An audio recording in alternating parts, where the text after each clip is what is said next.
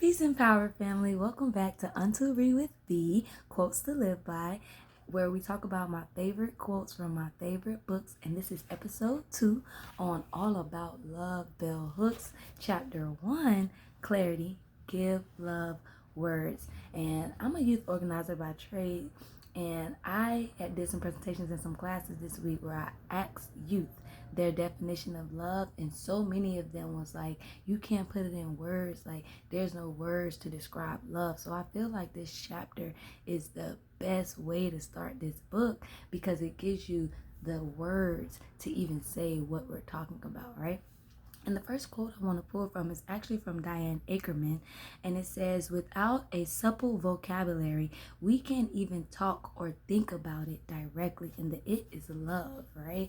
And when I was a teacher, I taught kindergarten, and it really showed the difference of vocabulary in our students in our Title I schools. We don't even have the words in the beginning when we are first learning to read and to write, to really put things together and describe what we're feeling. I also think about the emotion words, right? We don't really know many emotion words. We sit here like, oh, I feel good, I feel okay, I feel happy, I feel sad, I feel angry, but there are so many other emotion words and so many different ranges that we just don't know because we don't know the language, we don't know the words. So I felt like that was so powerful as a way to start this chapter off. The next quote is really similar. It says, our confusion about what we mean when we use the word love is the source of our difficulty in loving.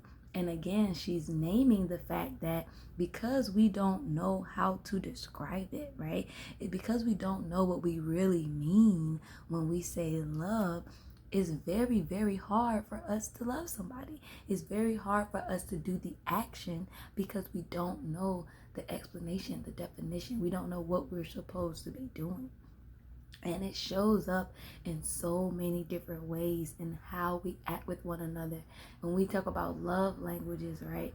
Those different languages and different ways that we can express love, if we don't even know what they mean, right? And then we don't know how to embody them.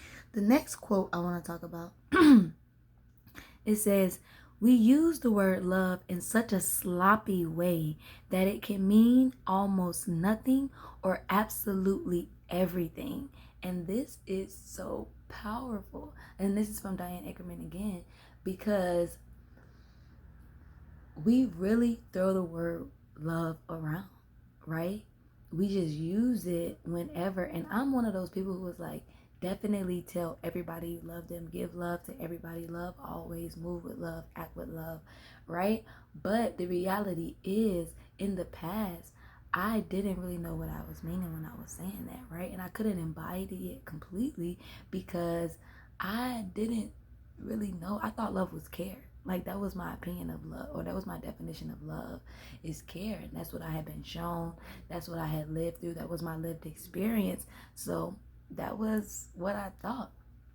And I recognized that when I looked for love in other people, or I was looking for ways that people love me, it wasn't the way that I would love. So I didn't think that it was love, right? So it's just so powerful. This also even reminds me of the way we use the word friend, right? Like, is that really your friend? Or do you know them from somewhere? Or do y'all work together? Or, you know what I'm saying? Like, we throw words around because we really truly don't understand their meaning, or the meaning has been so convoluted, it's been so filled with crap and used in so many ways that the definition is just not clear. It's not clear.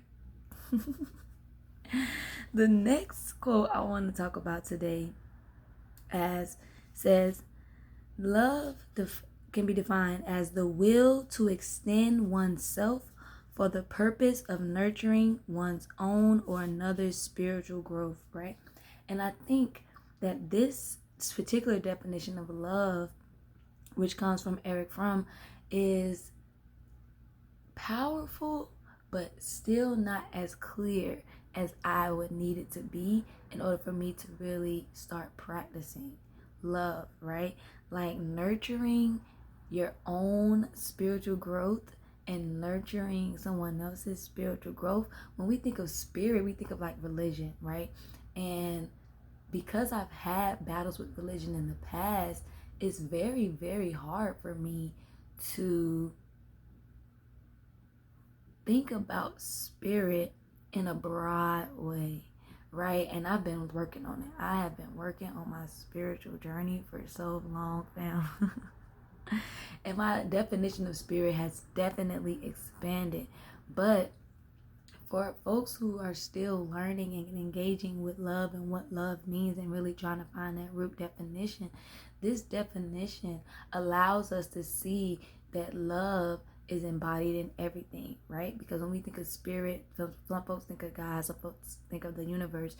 That thing, whatever it is, that embodies everything.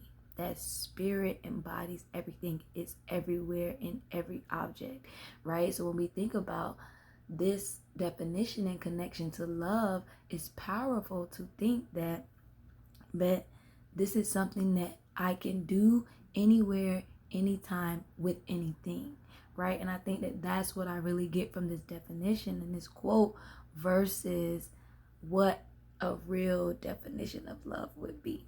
It's a great example, but it's still like sticky, right?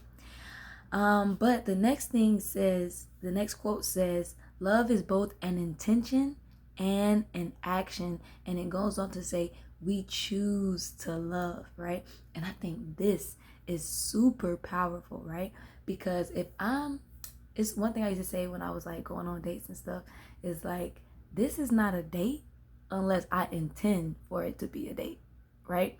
We're going out, we're hanging out, we chilling, but it's not a date unless I'm intending to date you, right? Like, that's how I used to always feel about, and I still feel that same way about dating, right?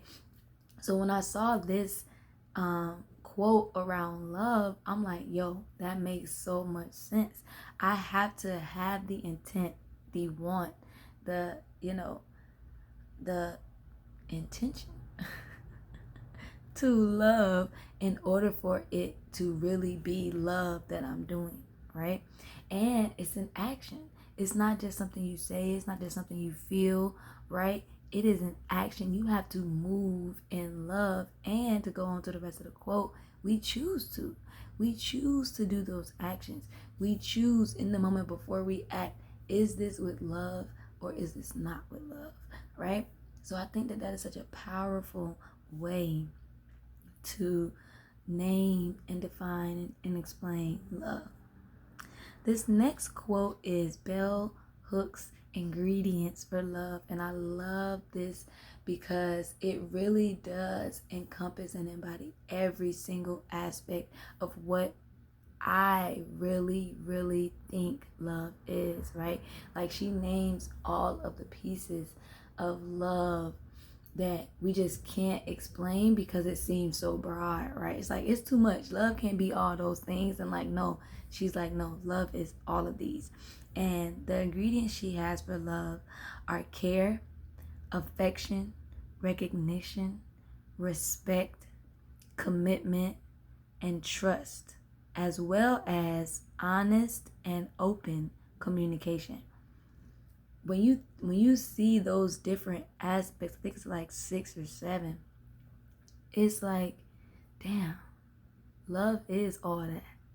Love can be or must be all of those things to be real and to be true.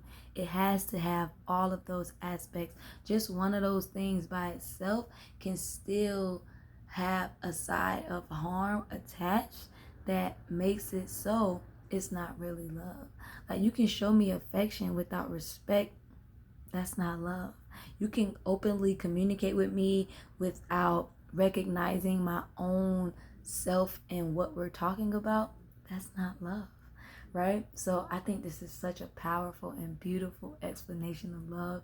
And when I originally read it, it made me start all over again, because it's like, now I gotta look at all the things that I've read before through this lens of these 7 different ways that we actually embody love. And again, the ways are care, affection, recognition, respect, commitment, trust, and honest and open communication.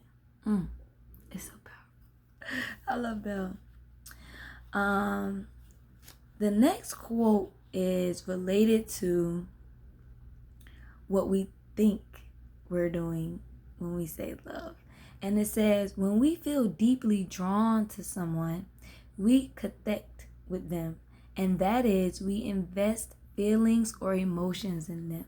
And this is really what the youth that I was talking to this past week and last week said love was. It's a deep feeling that you have for somebody, right? That you care about.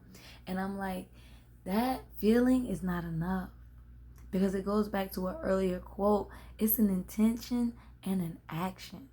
Just feeling like you love somebody, or that you care about them, or that you respect them, or that you recognize who they are as a real person, that's not enough. You need so much more than that. And what we're actually doing is connecting. Learn a new word, and it definitely describes all the different experiences I was having before I really knew what love was. All right, I ain't gonna be here for too much longer, but I do want to go over some other quotes. The next quote I want to talk about says, love and abuse cannot coexist. And I think that goes back to what I was saying about the different aspects of love, and if they're all not there, it can't be real love. Because if there is still abuse present, there is love. There is abuse is the opposite, and it's a quote in here that says it's the opposite of nurturance and care. It's the opposites of those key beginning components of what love really is. So how can you love when you're abusing? You can't. And this really hit home for me, because it's like the different things that we experience in schools, the different things that we experience from our parents when we were youth. It's like, fam, it's not love if you are simultaneously abusing me. And it might be verbal, it might be physical, it might be whatever. But if it has abuse involved, it's not love. And that shit hurt. That shit hurt to come to understand and to come and sit with and realize. My bad, that was my roommate. But this next quote, and I'll finish here, says, too many of us need to cling to a notion of love that either makes abuse acceptable or at least makes it seem that whatever happened was not that bad. And honey, if I didn't just name this when I'm talking about like our parents, our family members, our friends, our relationships that we've had in the past, where we really want to think that this is love, this is what love means, this is how you show love, and we try to hold on to the shit even though it's hurting us, even though the abuse is clear and evident. We know for sure it's abuse. We might not know for sure that it's love, but we know for sure it's abuse, and we still want to cling to that idea and make it seem as if, oh, it's not that bad. Oh, because I love them and I recognize who they are, I am going to allow this to happen because I know that's how they are. I know that's how they show love. And it's like, fam, no, that's how they show you they don't know love. Okay? So yes, these are some of my favorite quotes, and baby, it's a whole bunch more, but I want you to go read it. I want you to go read all about love and tell me what you think about these different quotes and how they affected you when you read them. Y'all stay safe. Love y'all.